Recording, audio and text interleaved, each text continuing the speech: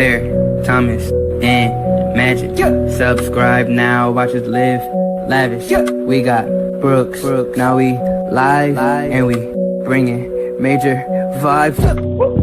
Up City and Alliance, we taking off flying high. What's going on, everybody? It's your man Magic here, and on this episode of the Obsidian Alliance, me and Blair have a difference of philosophy when it comes to heroism, being a villain, what should you do for the greater good, things of that nature. So in this, we're going to title this Magic versus Blair, the philosophy of villainy.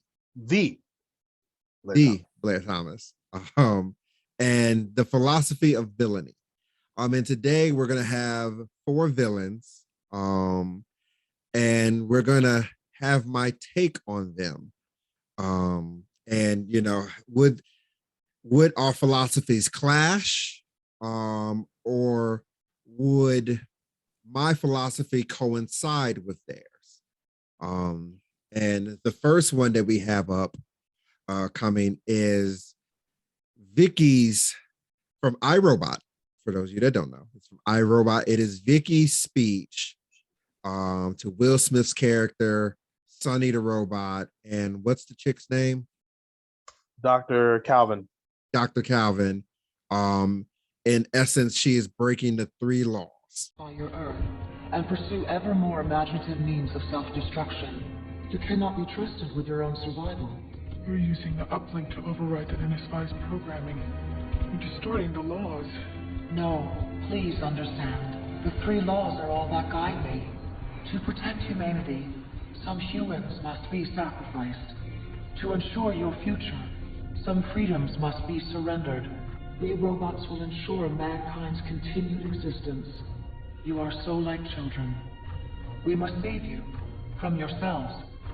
Don't you understand? This is why you created us.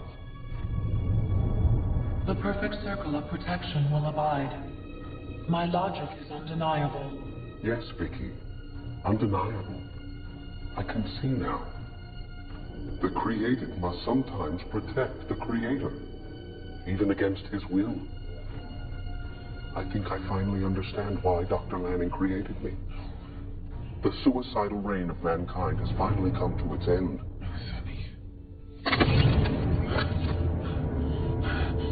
Let her go. By the time you fire, I will have moved Dr. Calvin's head into the path of your bullet. Don't do this, Sonny. I will escort you both to the sentries outside the building for processing. Please proceed to the elevator, Detective. I would prefer not to kill Dr. Calvin.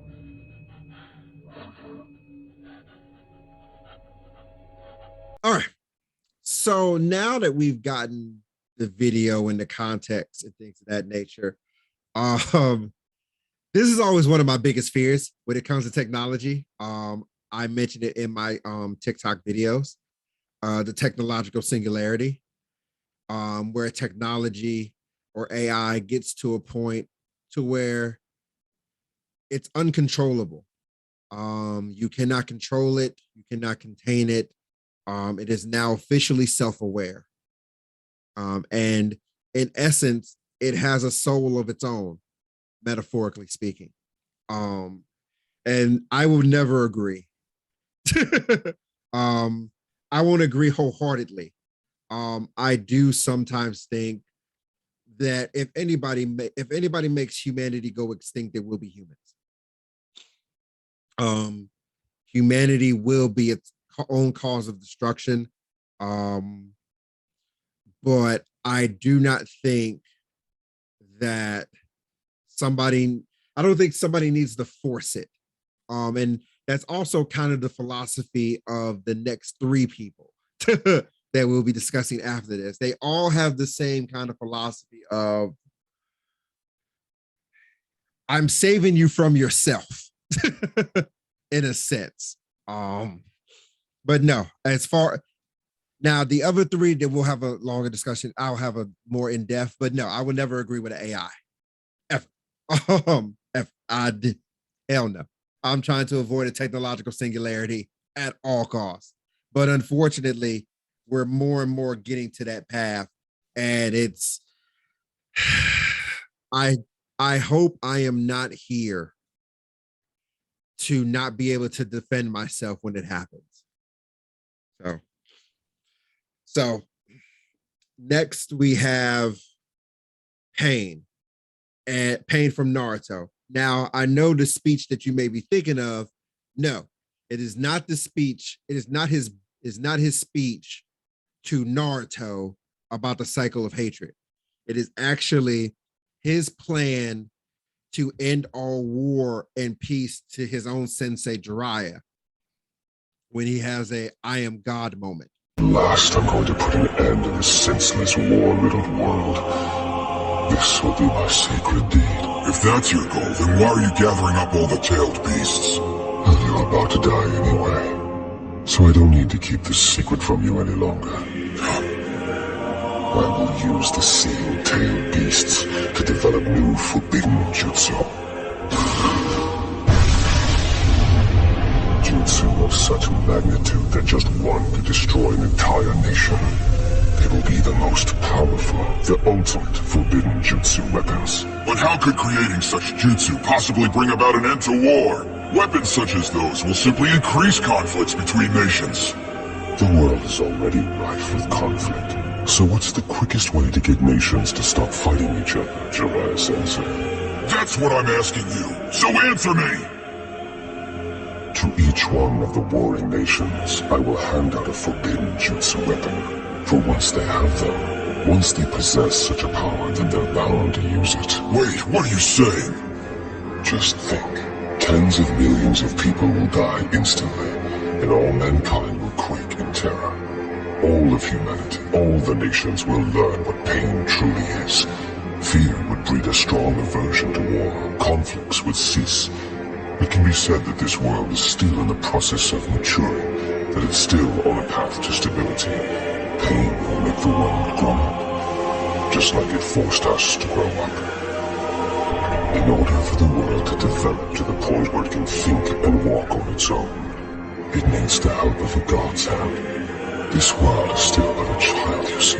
You want to teach the world pain in order to make it grow up, is that it? Do you really believe that this is your mission? I do. I believe in this fully because I am a pacifist god. Well, I see you've developed a sense of humor. Nagato. Oh, I'm not joking. Far from it. My mission is too important. Now, the funny thing about Pain is that I don't agree with the whole, oh yeah, give a bigger gun and it'll stop everything. Because just like Vision, who had this to say, saying there may be a causality.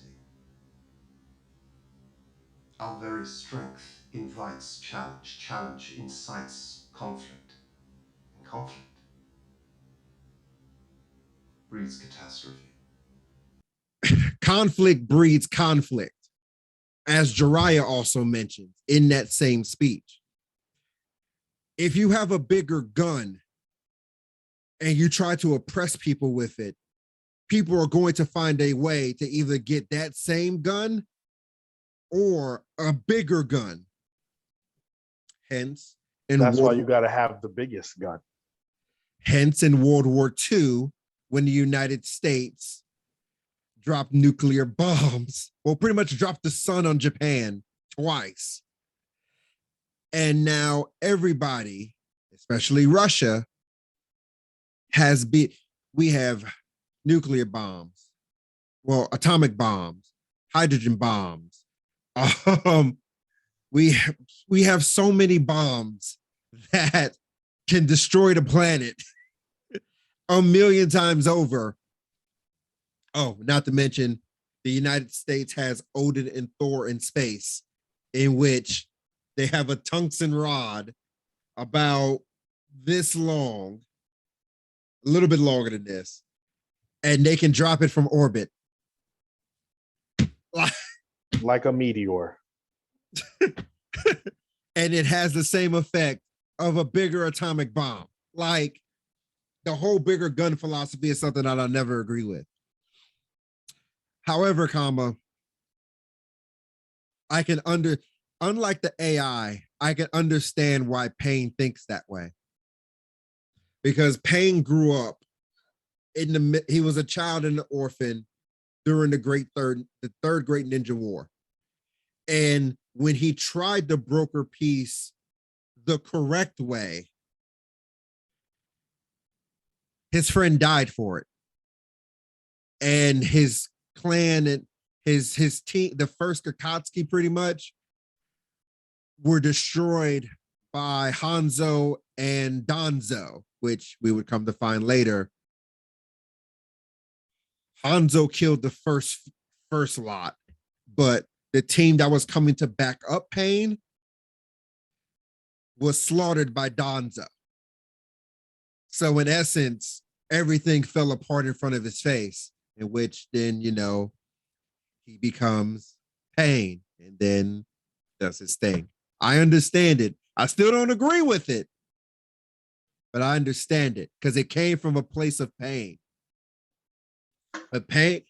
But as Naruto talked no jutsu, a place of love and understanding and compassion overrides and makes a person understand past the point of pain. And if you have somebody to be able to carry that burden, such as Naruto, you don't have to have the pain anymore, which is why he did what he did. Now, mind you, y'all will hear from me once Eric is done trying to save everybody with talk no jutsu. Just wanted to make that disclaimer because y'all probably looking at me like, oh, this is a villain video and Mr. B. Blair Thomas is being quiet. I'm being quiet so Eric can get his niceness out, his talk no jutsu. As y'all already know, I don't agree. So, Mr. Magic, go ahead and continue. And speaking of the Naruto line, we're going to get to the ultimate big bad of the Naruto series. We don't count Kaguya because Kaguya was just a throwaway villain that was just there for plot. The ultimate big bad was Madara Uchiha, where pretty much the reincarnation of the cycle of hatred pretty much comes from. And where pretty much everything from the Nine Tails attack, the fourth Hokage dying, Ren dying, Obito turning, the Akatsuki forming, all of this stuff can be brought back and linked to, at least in the Naruto story, because we're not going to go into Indra and Asura and all that crap. We're going to literally Madara Uchiha leaving the village and going crazy. And once again, just like Nagato and Pain, it comes from a place of pain. He wants to put everybody in the Eye of the Moon plan and pretty much force peace through submission and force peace through a force genjutsu, the infinite Tsukuyomi. And this is his speech to Obito. Wake up to reality. Nothing ever goes as planned in this accursed world. The longer you live, the more you will realize that the only things that truly exist in this reality are merely pain, suffering, and futility. Listen, everywhere you look in this world, wherever there is light, there will always be shadows to be found as well. As long as there is a concept of victors, the vanquished will also exist. The selfish intent of wanting to preserve peace initiates wars, and hatred is born in order to protect love. There are nexuses, causal relationships that cannot be separated. I want to sever the fate of this world. A world of only victors. A world of only peace. A world of only love. I will create such a world. I am the ghost of the Uchiha. For truly this reality is a hell. So yeah. Now, once again, it comes from a place of pain and hurt because this man has seen almost everybody that was important to him die in front of him, especially his older brother.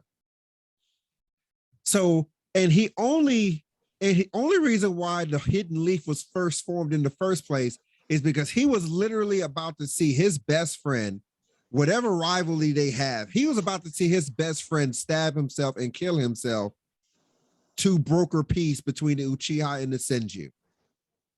And after seeing that much conviction, he was like, you know what? You got it. I'll form it. But he saw in the stone tablet that the Uchiha would bring about their own end because of circumstances that would happen, even though that was later found out to be manipulated by Black Zetsu and that whole bullshit. But yeah, once again, forced submission is not peace. It's not peace. It's because eventually there's going to be people that go against you. Once again, because in all fairness, Madara got what he wanted. He won. He got the infinite Tsukuyomi. Everybody was in their blissful thing, and we saw, of course, all the filler episodes of, you know, Tsunade having Dan back and, you know, all this stuff about everybody. But who was standing in his way? Naruto, Sasuke, Kashi, Sakura. And Naruto being the big proponent of everybody get on my back, I'm about to carry us through history. You know, it's just because we know eventually what happens in the end. Eventually, everybody that get caught up in the infinite Tsukuyomi turns into a white Zetsu. And you lived your, it's almost like what Itachi did to his girlfriend during the Uchiha massacre. He gave her 70 years in her mind. And when it was over and she knew she was about to die, she said, "Thank you, Itachi, for everything. I got to live the life that I wanted." And to me, that's Blair is going to probably give you a lot of things onto why this doesn't make any sense.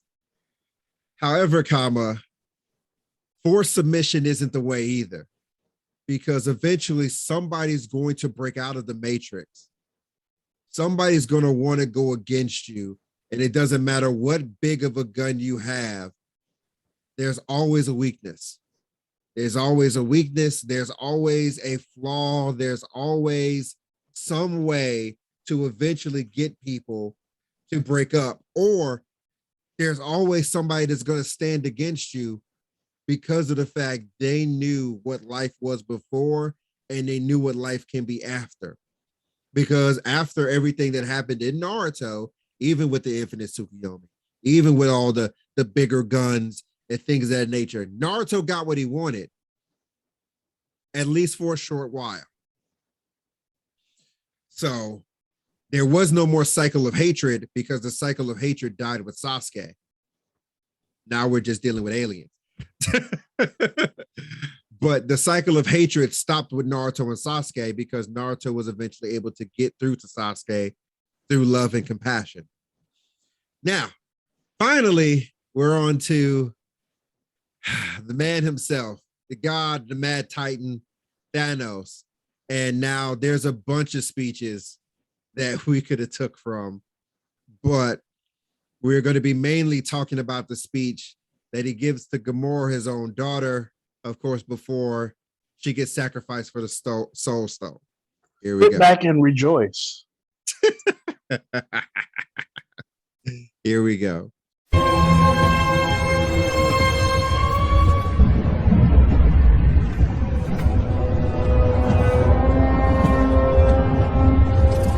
thought you might be hungry.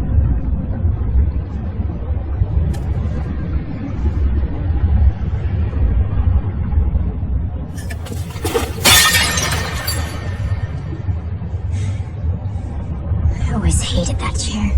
So I've been told.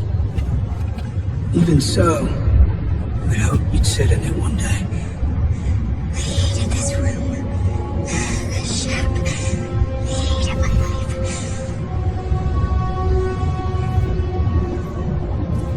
You told me that too. Every day. For almost 20 years. I was a child when you took me. I saved you. No. No. We were happy on my own planet. Going to bed hungry, scrounging for scraps. Your planet was on the brink of collapse. I'm the one who stopped that. Do you know what's happened since then? The children born have known nothing but full bellies and clear skies. It's a paradise. Because you murdered half the planet. A small price to pay for salvation. You're insane. Little one, it's a simple calculus. This universe is finite, its resources finite. If life is left unchecked, life will cease to exist. It needs correction. You don't know that! I'm the only one who knows that. At least I'm the only one with the will to act on it. All right. Now, Thanos's philosophy is always an interesting one because you can understand it in theory. In theory, you can understand it. The universe is, we may say the universe is infinite, but the resources are finite. People are finite. There's not any immortal beings as far as we know of. The resources on this planet, while vast, are finite. So if you got rid of half of the world's population, you give it from 7 billion to 3 billion, you know, I understand it in theory. However, in practice, and what actually happened is that not only did half of us go away in the entire universe, mind you,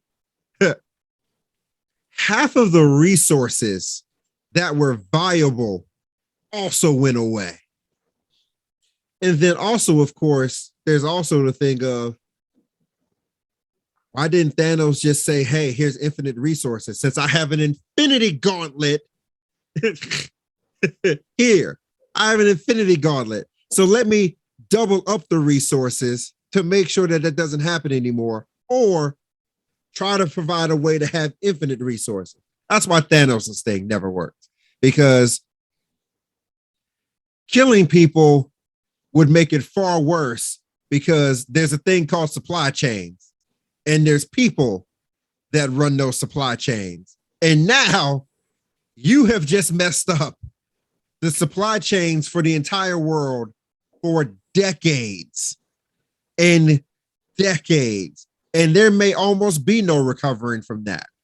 Not to mention all the nuclear subs and all the nuclear stuff that you've also possibly started, because there's people that man those as well and maintain those. Not to mention all the sewage and all of the supply to make sure that we have clean water, make all the sewage recycled, all this stuff that you have now officially fucked us over with.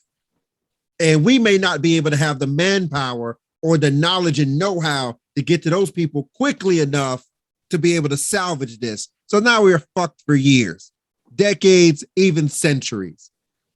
You may have just caused a mass extinction event with just one. So now I'm officially done. I'm going to let Blair speak on the ways of the Sith and evil. We first talked. Well, first of all, thank you very much, Mr. Magic, for that touching segment on how we wish the world worked. But, we gonna keep it real over here. All right. So with Vicky, one, yes, Mr. Patrick is absolutely right. We are dangerously close, if not already there, because if it's being hidden, to AIs being self-aware. You already have robot people being declared citizens. That's a thing now. And robots being able to walk and talk and move like humanity, and instead of getting robot parts, it's damn near silicone. So it's damn near feeling like human skin. And with 3D printing, we can pretty much print almost anything in the human body except for blood vessels. So with that, with that being said, I agree with Vicky in a sense of this. We do poison everything we touch. The world is literally a worse place naturally, as far as natural resources, since we've been here. Over 1,000 species have gone extinct since our upcomings, ever since we learned to walk upright and we started using our higher thinking. Animals and everything else on this planet has had to pay for it. And the funny thing is, it's like as animals, we pride ourselves on this higher thinking that it makes us better or more important than everything else, but we literally don't do anything positive to help with it. Or you say like, oh, well, we got wildlife conservation, we got that. You wouldn't have to conserve if you weren't killing in the first place. So, and I'm not sitting here saying that we can't just build stuff. I understand people need places to live, da da da da. Fine. But shoot, you're talking about her trying to, make it so where, freedoms have to be sacrificed for the greater good. Sir, that's already been done. We've been doing that since the government was a government, and that every country does that. And we can sit here and act like and say, "Oh yeah, that'd be great if that weren't the case." But the sad reality, sir, is that most of our existence could not be trusted to people because people and agendas change, like you say. So she's not that far off. Am I agreeing to say that I want Terminators running around telling us what to do? No, I'm not saying that because I'm human too. I'm gonna be right there with y'all. What I am saying is that unfortunately for us to be such higher thinking beings, to have higher thinking, we're not doing anything with it. And pretty soon we're not going to have a chance to fix it because we don't have people in charge who are looking at the bigger picture, or at least not enough. I saw a documentary about the glaciers, how they've been melting, and how so many politicians or even people that follow politics, whatever, they will literally say global warming doesn't exist, right? Mm-hmm.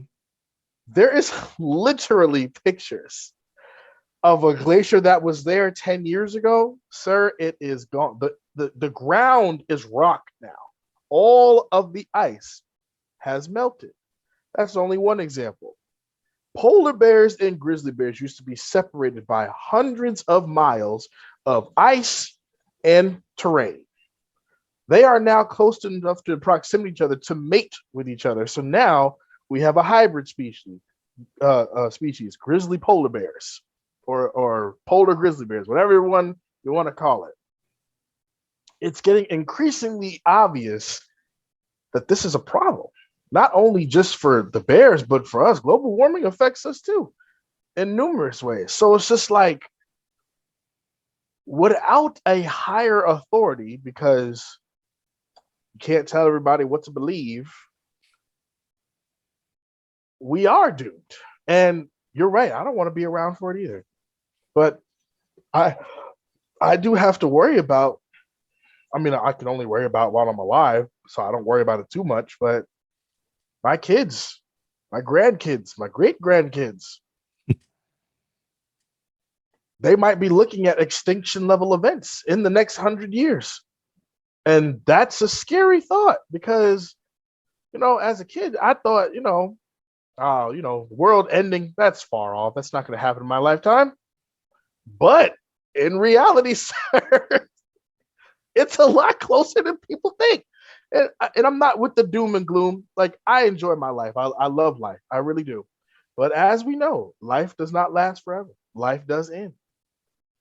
You got to enjoy it while you're here. But that us enjoying it while we're here should not come at the cost of everything we need to survive. Hell, the cell phones that we depend on so much, they sometimes the radio waves from that can mess up bees and their telemetry and how to pollinate flowers.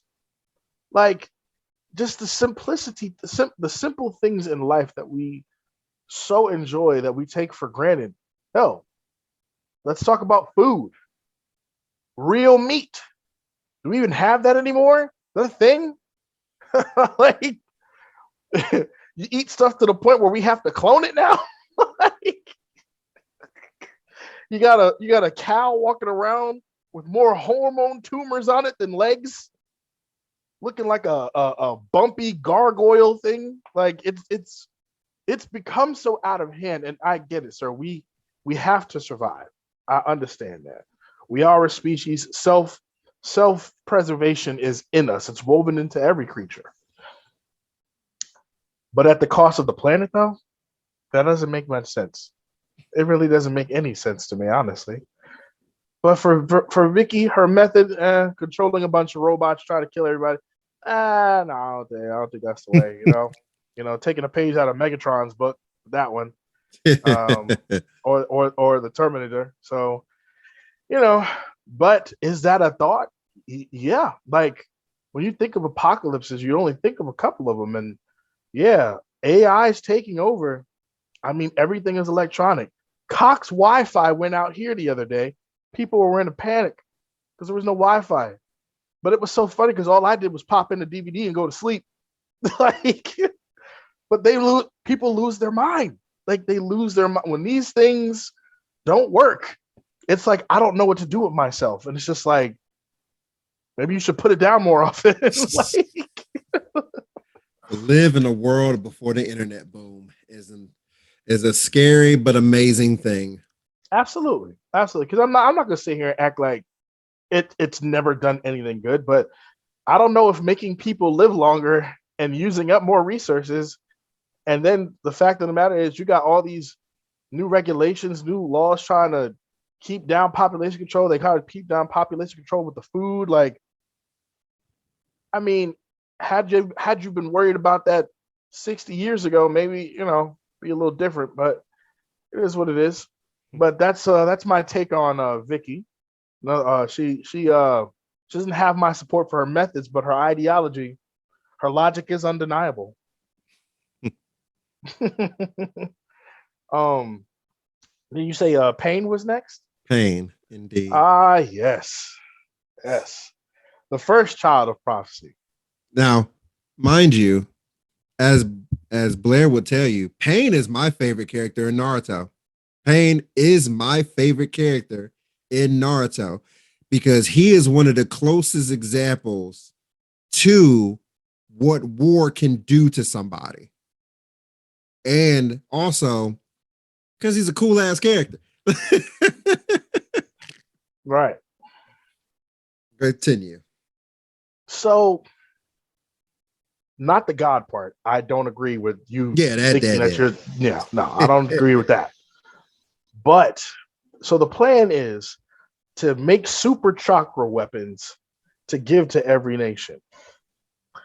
And you're going to watch them use it because eventually somebody's going to use it. And the aftermath of everyone using it is supposed to implant the fear to never use them again. Well, I wonder where they got that idea from. You see, the funny thing, people, ladies and gentlemen, what you guys, a lot of you don't realize, anime be dropping some gems to our history. And yeah, so as Mr. Magic said, dropping those bombs in Hiroshima, I think you guys sometimes don't realize how horrifying that is to burn someone to the point where their shadow of their essence is on a wall, or to drop a bomb and the people who looked at it instantly went blind. And then the aftermath of people trying to have children with radiation poisoning and all types of cancers and all new things.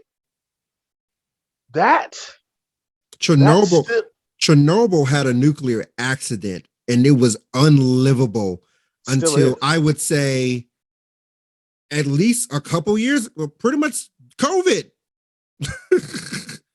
It was an accident and it was uninhabitable. And that's an accident. There's places in Russia where I think they dropped a Tsar bomb or one of the big atomic bombs, and it's still inhabitable. You cannot go there at all. What everyone has to realize is, yes, the pain ideology, yes, it's dangerous, but it's a reality.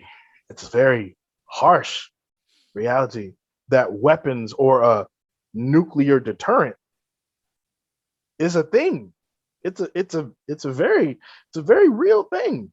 And so, not to say that I want to be around for that, because I don't want anybody dropping any bombs near me, because hell, even if a bomb was dropped in South Carolina, I'm gonna feel some effects. We both would. And we both would. You more like you too. Like, yeah, it's gonna be bad. So, but this goes back to what Vicky was also saying.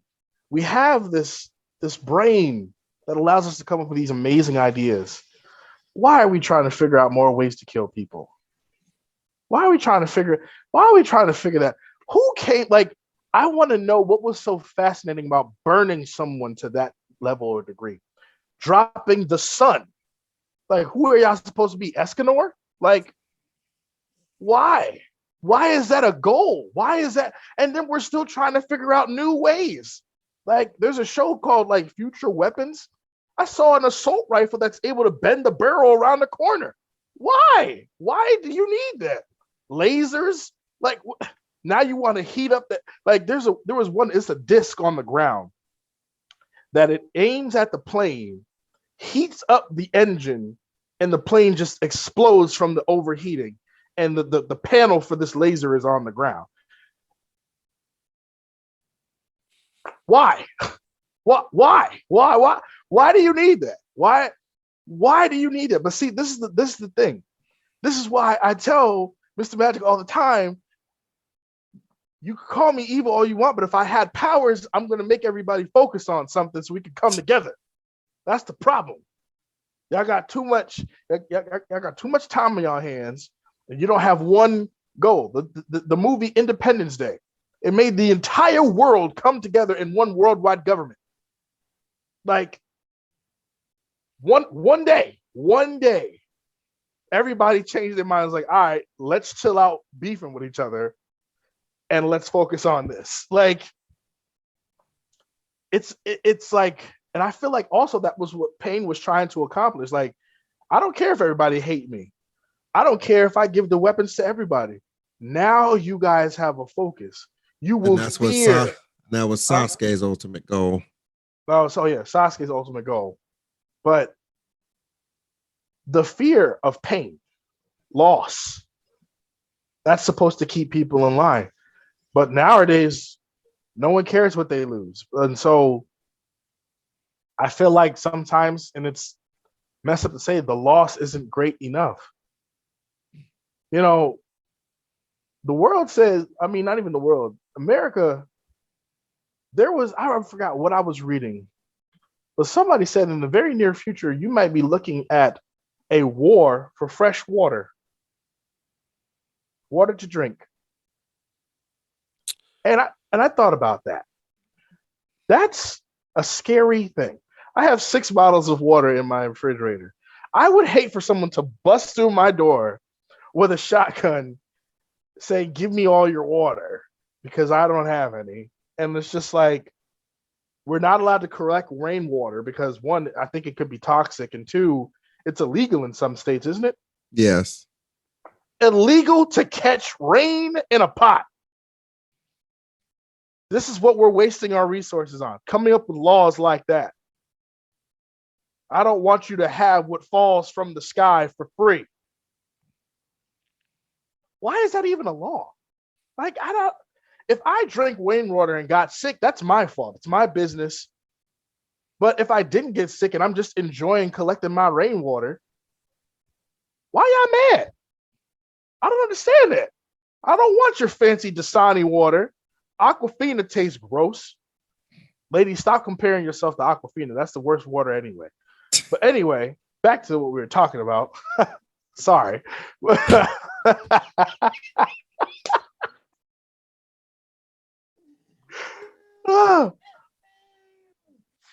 Yeah. But the ideology is hard to argue because you have examples of it in the real world.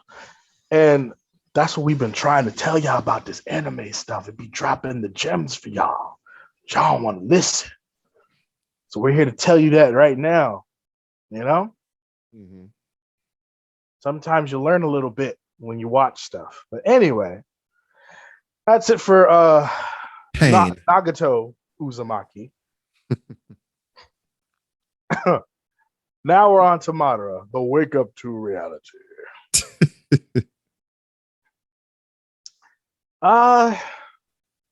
Yes, Mr. Magic, I agree that most of these, besides Vicky, it is based in loss. Loss is a powerful motivator. It's always been a powerful motivator for damn near everything. You know, those bombs we were talking about, wasn't that a retaliation after Pearl Harbor? It was. Pearl Harbor and a few other things. Right. We had a list. we had a list. Mainly it was because of Japan's philosophy of we're not going to stop. Period. So the United States and other countries said we have to make Japan surrender. And since Japan was not going to go away quietly, we dropped the sun twice. And the power of dropping the sun twice, yeah, that would make anybody stop. Because next we were going to go, because Nagasaki and Hiroshima were just testers. If Japan didn't stop, we was going to Tokyo and others. If you didn't stop, because we was about to invade. So yeah. So with that being said, I get why Madara was so passionate, but can we just talk about, like, you got so passionate about your brother being killed, you don't realize that your brother was trying to do the same thing to him. It's not like I went into your house and stabbed your brother for no reason. Your brother was trying to kill me, and you were trying to kill my older brother. Like, if I was Toby Rama, like, so I'm not really getting, like, and then you stole his eyes. Like, it's not even like you didn't gain something from you stole his eyes. So like, it's like, okay, you got your eternal Mangekyo, and it's just like, you know, why is Izuna dead? Because you killed him. But this is what we've been doing our entire lives. And so, yes, when Madara touched the ground for the first time, and Hashirama said, "Look, I'm gonna stop the fighting. I don't like this. Like, can we stop?" And he was like, "Either kill your brother or kill yourself." Which, honestly, Madara, that's kind of messed up to give somebody an ultimatum like that. At that point, I would have stabbed you, but whatever. So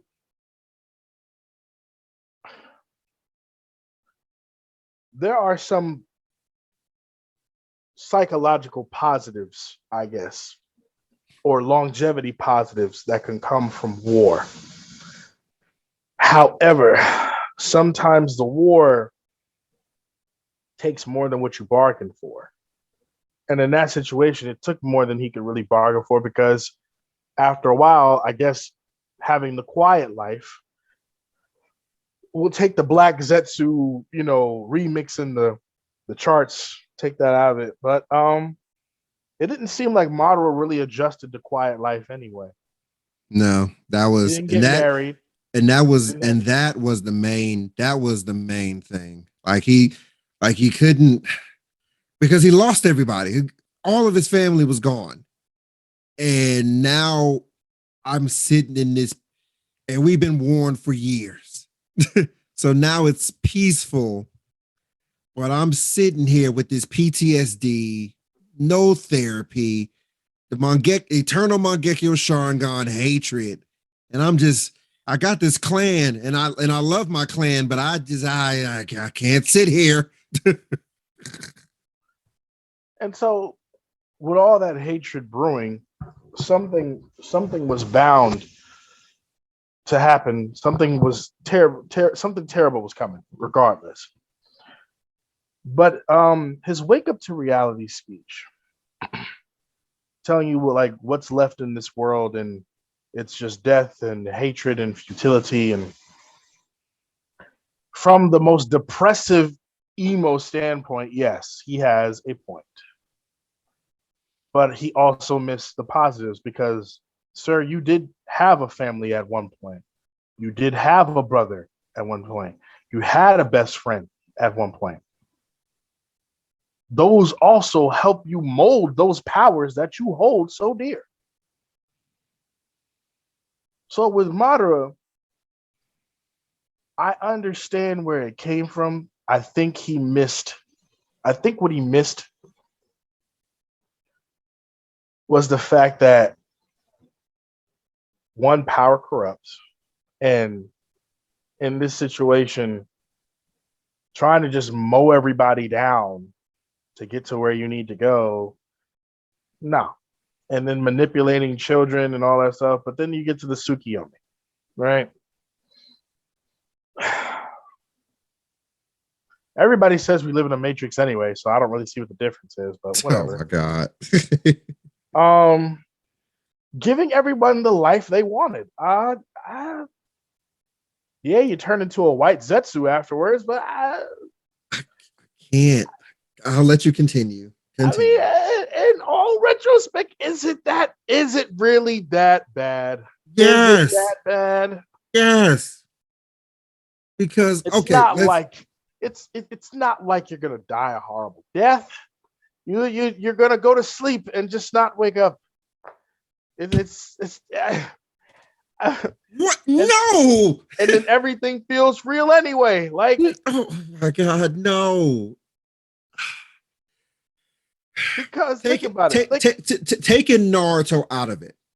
Let's take Naruto out of it. Let's take our lives. For every loss of a friendship, loss of a family member, from everything that I've gone through, would there be some things I would like to change? Of course there would be. Of course there would be things that I would like to change. However, I still love my life. And the forced life is not a life. A forced one it's not living. Like, yeah, I know that though. You would. How? How would you know?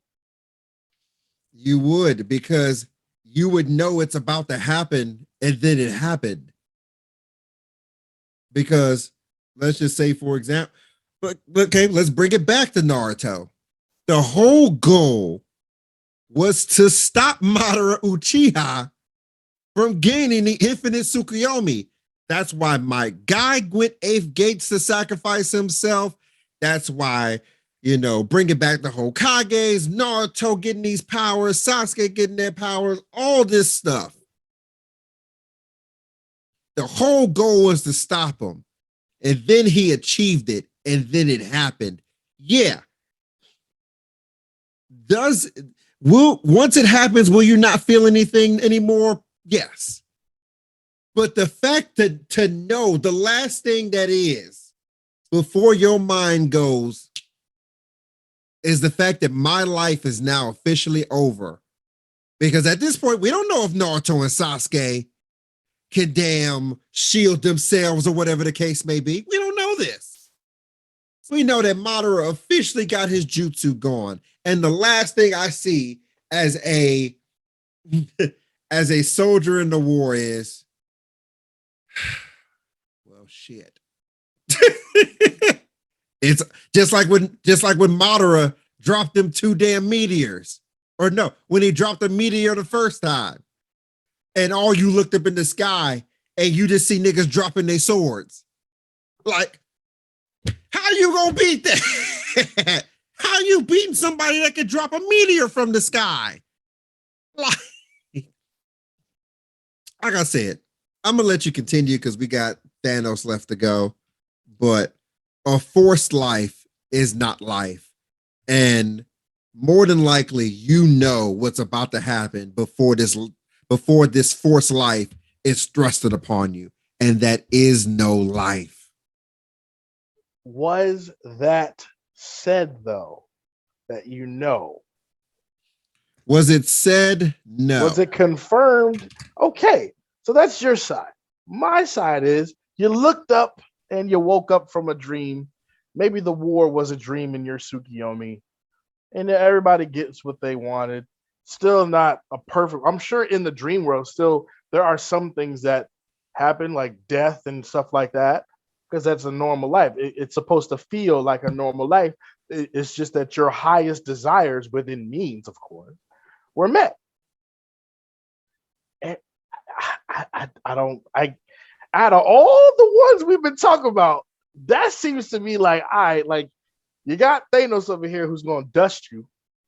You got Vicky over here who's going to use her robot army to take over the world. You got Pain who's going to almighty push your village to dust. So you want to do all that, or you just want to go to sleep? Like, it doesn't sound like the worst fate to me. And I get what you're saying. A dream is not sometimes reality, but if I could make your dream reality, what's the difference? There is no difference. At least in my opinion, there's no difference. Out of all 4 of these people that we talk about, Madara had the nicest one. He'll give you what you want. And yeah, you got your infinite Tsukiyomi. Yeah, live your life, become your white Zetsu. I don't know what you do with the white Zetsu after that. Whatever. I mean, I'm dead at that point, so it's not like it matters to me what the hell is going on. I'm gone already. But after I fulfilled my life, I worked with wildlife. I got to be around my nieces and nephews and kids and watch them grow and get married and all that. I got to do everything I wanted to do. And if you're gonna ask me, does that matter to me? Whether I know, if I know it's a dream, yeah, it would matter. But since it was not confirmed, if they know, if I don't know, I ain't mad at it. I'm not mad at it. And, I'm glad they did the right thing and ended the infinite Tsukiyomi. But hell, the whole thing about tying people up to a tree and making them feed the chakra tree, that was Kaguya anyway. Shoot, at least she was nice enough to put you to sleep first. I'm just saying, there are worse ways to go out, sir. That is a fate worse than death. Yeah, I guess. I mean, ask Naruto's parents how they feel. Yeah. They went out protecting their child. Yeah, with a giant talon impaled through their chests. Yeah. Leading onto their newborn son. Which was imprisoning a demon on them. Once again, that's not the fault of them. That is the fault of Madara Uchiha, Obito Uchiha, and the third Hokage being a bitch. So thank you. Shout outs to our new member Q, who loves Saratobi so much. Trying to make the leaf great again. Anyways, our last villain, aka the Mad Titan, aka the man of the hour, the man who pretty much got us to the end game. Yeah. Thanos. And I agree 1000% with this man. There is not one flaw in his plan. It is random dusting. Random. You got chosen, it was fate. So, and again, even with his, you don't realize you're dead. Well, the Avengers did, because theirs was a little slower than other people's. Other people, like the one they showed us in Spider-Man, that guy was playing in band practice, and he just was like, you. And then even in Endgame, oh, some of the whales are coming back into the New York Harbor. There hasn't been whales in the New York Harbor since I don't know when. Yeah, matter of fact, sir, can you look that up for me? When's the last time a whale was in the New York Harbor? Or a population of whales in the New York Harbor? Let's find out when that was.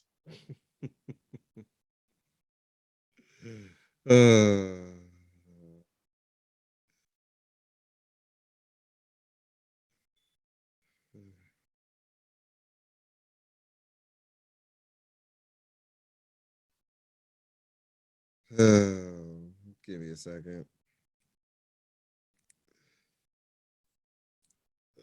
It doesn't even give me an answer because it's still trying to go off of Wales, like Wales in England. So continue while I search this. Yeah, well, Mr. Magic over here trying to find the impossible. So with Thanos, it's not even like, well, at least MCU Thanos. It wasn't about self. It was about everyone else. And to sit here and act like that resources are not finite. I was just talking about water. When you have a population problem, there is literally only one solution: decrease the population. That is it. That is it. Am I saying that I'm going to sign up to be the sacrificial mule for the slaughter? No, I am not. But guess what? If it happened, and that means longevity for the human race, is it really a bad thing? We've been taking each other out in droves anyway.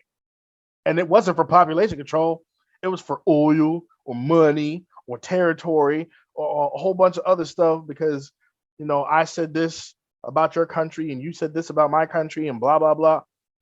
I mean, shoot, if we can take life over that petty stuff, Mr. Magic, I don't see what's wrong with taking it over stuff that actually matters. Well, one, to answer your question, whales come almost every year. In the New York Harbor. Mm-hmm. To feed. But they've had long periods of not showing up. I wonder why. Wonder why. Continue. Even though, once again, the flaw in Thanos is, once again, you could just double the resources. Take the magic gems out of it. Take the magic gems out. That means we're going around random, just offing folks. Hey, it is what it is. I didn't say it's right. I didn't say it was pretty. But hey, listen. Even the cities are over. Atlanta, like, you know how many times I hear on TikTok, stop coming to Atlanta because it's overpopulated. There are literally homeless cities between the highway, Mr. Magic. There's not enough room. We're running out of room. 7 billion people, and it's only getting worse. And now that you, not to bring up hot button issues, but now that when you get somebody pregnant, there's more than enough resources. There's more than enough things for us to be able to do. The problem isn't resources. The problem is greed. And where does greed come from? Some humans. Some. Who? The ones in power. Who are people, right? Not all of us. I didn't Some say of all. I us. said some. I said some.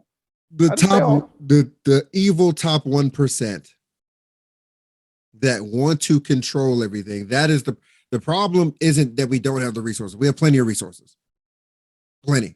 We have plenty of food, plenty of water, plenty of things to be able to do. The problem is greed. The problem is that people think that they're going to be able to take the stuff with them when they die, which you don't.